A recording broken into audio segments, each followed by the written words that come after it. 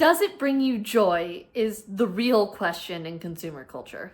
A few months ago, I picked up this book called The Life-Changing Magic of Tidying Up by Marie Kondo, and you may have heard of her before, but if you haven't, she is an organization expert and her clients have never relapsed, which is absolutely amazing. And as somebody who is autistic and ADHD, keeping my spaces clean and organized is something that I have always struggled with. My desk has always been stacked to the nines with papers, and this has been the first organization method that I've done that has been successful at keeping my desk clean.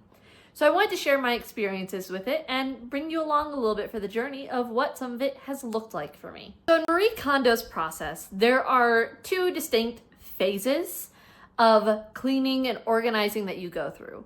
The first is discarding, and to be honest, I was really skeptical at first because it has been a consistent issue for me throughout my entire life to get rid of anything.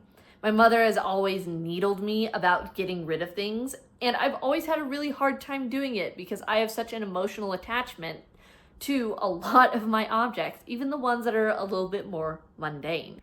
And when I read her book, Marie Kondo, the way that she discards is she discards via category. So you begin with your clothing, or if you need to break it down smaller than that, you begin with your t-shirts and blouses and then move through categories after that. And unlike a lot of other organization techniques, she only really has one criteria for the items that you keep, which is, does it bring you joy? And it sounds really vague, and I promise you, it works like a charm, right? Because I talked about earlier how I have a lot of emotional attachment to my things.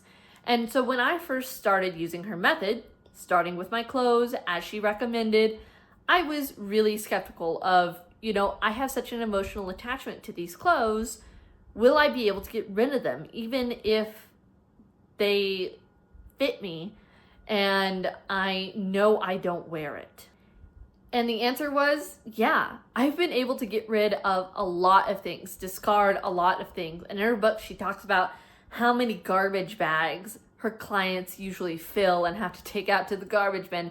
And I will tell you that when I was first discarding, I threw away several garbage bags worth of stuff and gave away about as much. And I still have a good amount of stuff. So her criteria of does it bring joy is really, really helpful framing wise, especially if you have an emotional attachment to your objects.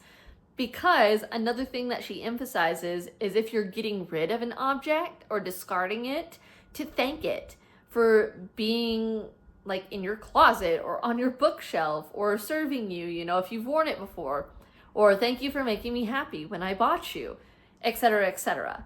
So framing it in a way to that we are appreciating the object for being in our life rather than just discarding it. Another reason why I think Marie Kondo's method works so well is it's simple. It's pretty much as simple as you can get when it comes to cleaning and organizing. And so I think that makes her approach approachable for a lot of people and for pretty much any kind of person. Okay, so what we're going to organize is this drawer right here. Please do not mind the terrible cable management behind me. I am still figuring out a solution for that. But we're going to organize this drawer. I already removed a couple of things because there were some papers in there that needed to go into the paper tray because I had been doing some things with the papers.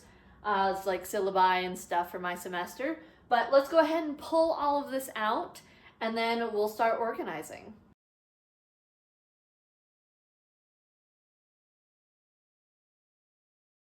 Okay, so I've gotten everything out of the drawer, and now that I look, a couple of things are in the wrong spot. And so as I kind of figure out what goes with what, there are some things that I'll be putting in their appropriate spots, like this air dry clay that I have been using just to do some cosplay stuff. It needs to go with the other hobby stuff in the closet in the bedroom. So I'm gonna go ahead and sort out the things that need to go somewhere else other than this drawer, and then we'll be back to sort the rest. Okay, so firstly, we have my cat, who has decided to lay right in the middle of everything that I'm doing. Like an absolute goober. Hello. Can I do this without you, please? Thank you. Okay, so a lot of this stuff down here are my dice bags, some decorations and ornaments that my nephew made for me, some pens and pencils. Ma'am. Okay, excuse you, cat. A bin of paper clips and butterfly clips, a little blue plastic bin, and a lot of cords. Now, excuse you, cat. I've already been through a lot of these cords. A couple of them are new because I got a new computer for Christmas, and so a couple of these cords are new. But a lot of these cords are things that I use because I do a lot of technology-based stuff. And so I use cords pretty frequently in my work. So a lot of these are very important to the things that I do. Some of them are not as much. Some of them I've kept because, excuse you. Some of them I've kept because they're handy for working with other people's devices that I no longer have. But I occasionally do tech work, which is why I have so many cables and cords. And so this is my kind of small cord gathering box. Any cord that I have that is on the smaller side, I will typically put in here so that they're all in one place. And when I need a cord, I can go searching and find the cord that I need, like for this, you know, for the different ends and whatnot. I also have a spot in my upper drawer for things like this, which are wall chargers. I use them primarily for my USB plugins that take a USB-A and don't have a individual port, but just a USB plug-in in case I want to plug it into the wall somewhere. So let's go ahead and sort all of the smaller cables into this box, and then I'll be able to put that back in the drawer. And like I said, I do a lot of tech work on the side. It is not like something I usually get paid for. It's something that I volunteer my time for, but that should be all of the smaller cords. So let's go ahead and we'll put the lid on here, and then we have that box.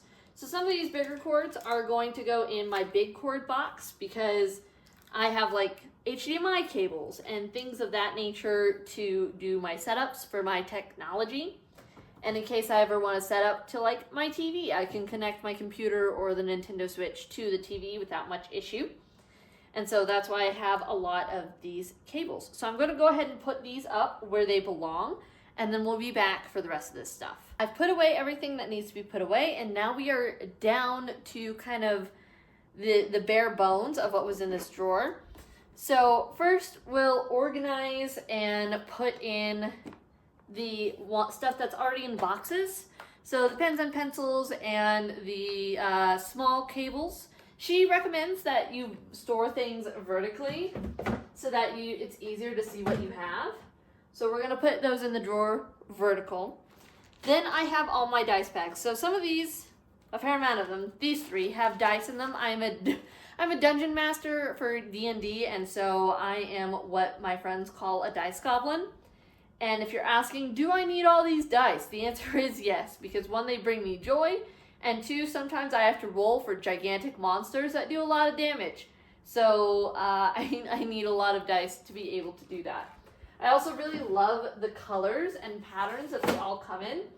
It's really fun and awesome to collect dice. This is also a dice bag that I use for going places with my dice.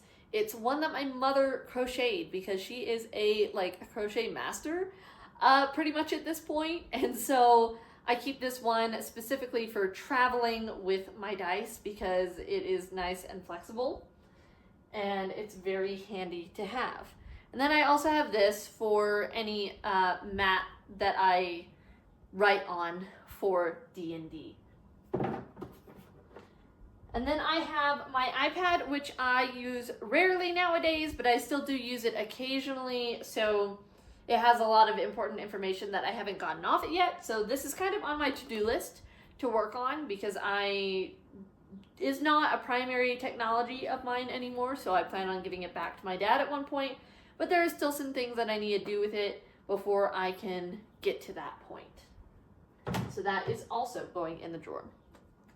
And then, so Marie Kondo does not like circular things like this because it takes up space that you don't really need to take up. However, I don't really have another storage solution for this at the moment. And it has a lid and it has two dividers on the inside that separate the paper clips from the butterfly clips, even though there are some paper clips in the butterfly clip compartment. But at some point I will think of something else for this, but for now there's enough room in the drawer that it'll fit. So now for this basket, I do have another circular tin that I'm planning to I'm gonna see if I want to keep it or not. I haven't quite decided, but on the inside it contains little building pieces. Sometimes I get bored and I like to just build stuff, and this is really handy for keeping my hands kind of aware and moving, and for me to be able to focus on my work. So we're gonna go ahead and put this actually in this bin right here so that I can just pull this out and it can fit with all the other stuff in the drawer.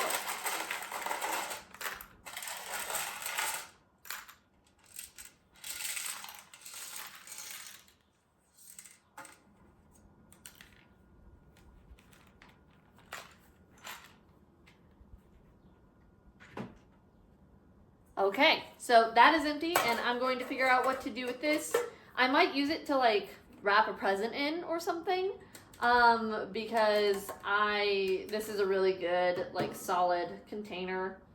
So I might see if I can use it for something else that is not organization in this drawer, or if I can use it to wrap something or something, because it is a really pretty container. And so I would like to use it for something potentially. And then finally we have not M&Ms, but these are tacks that I have for my cork boards that are not all put up right now because I don't have a really good hanging solution for them at the moment in this new apartment. So these are also going in the drawer. And then finally, I have a couple of mailers that I got to mail books out because I'm also an author on the side. So occasionally I'll mail out ARCs for my books, and so that's what those are for. And so we'll go ahead, and that's the drawer. Let me show you what it looks like on the inside. So this is now what the drawer looks like on the inside, and it looked much better than when we started. So now that we've done that, I want to share a little bit of my thoughts on why I think this works for me when other cleaning techniques haven't, and especially because I'm neurodivergent, that puts a whole other spin on it that a lot of other people don't usually have to deal with.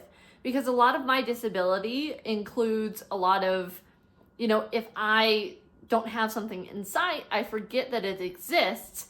And since doing this with Marie Kondo's method, I have not forgotten that something exists.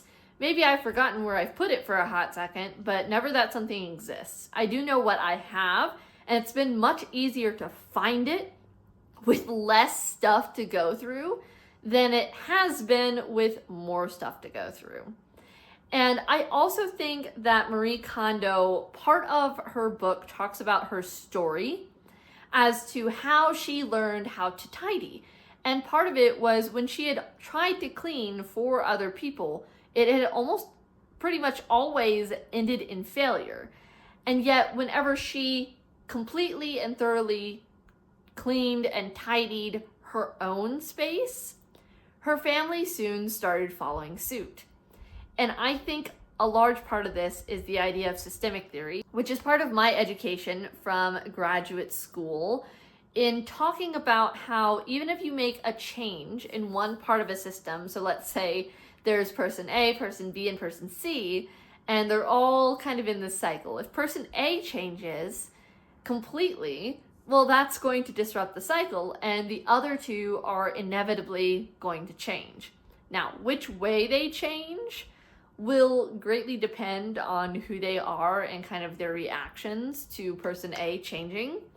And I think that this tidying piece, right, if other people experience what it's like when you've done the discarding and the organizing work and seeing kind of the benefits of that, then they are more willing to do it themselves and more interested in doing it themselves. And so also, if you're ADHD, one thing that you may be familiar with is something that I call a cleaning hyperfixation, which is where you suddenly get the burst of dopamine to just clean and reorganize the entire house and not be able to do any other task that you need to do, that you also may feel anxious about because your brain has been preventing you from getting it started or finishing it.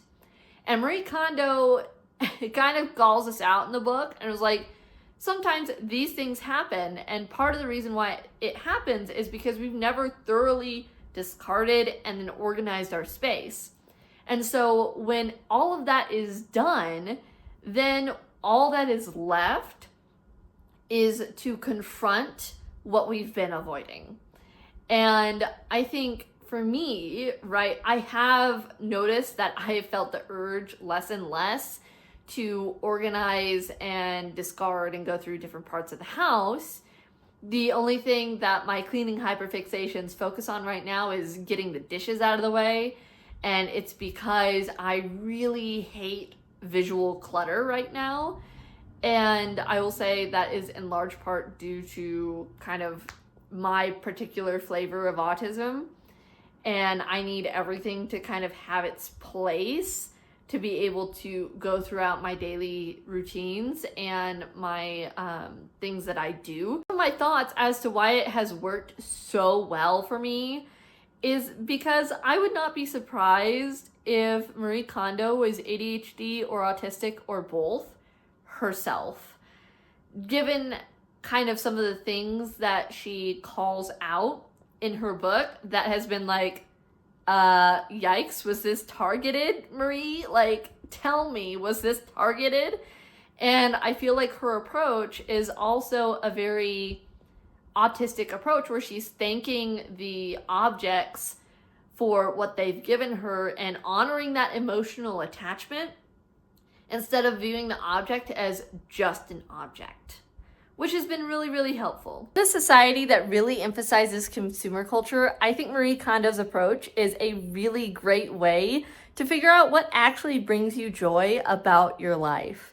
And I hope that from listening to this video, you felt inspired to pick up her book yourself. And I'm also curious to know if you've ever tried Marie Kondo's method before. How did it work for you? How did you like it? I can't wait to talk with you both in the comments here on YouTube and also over on Twitch, where I play games twice a week. As always, thank you for joining, and I will catch y'all on the flip side. Bye!